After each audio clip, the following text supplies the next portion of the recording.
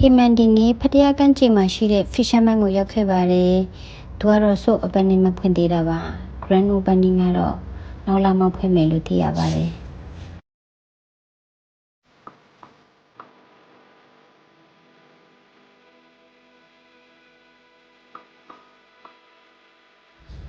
ပြာအားလုံးကလူလို့ဖန်တီးထားတာဖြစ်ပေမဲ့ဥ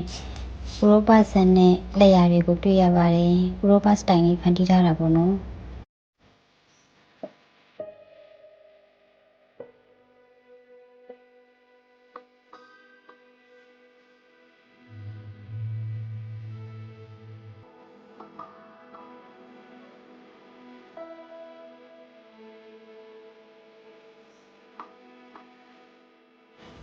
ဖတရားကန်းကြီးကိုရောက်ခဲ့မယ်ဆိုရင်တော့မဖြစ်မနေသွားလည်တဲ့နေရာလို့ဟီမန်ကကြံပေးချင်ပါတယ်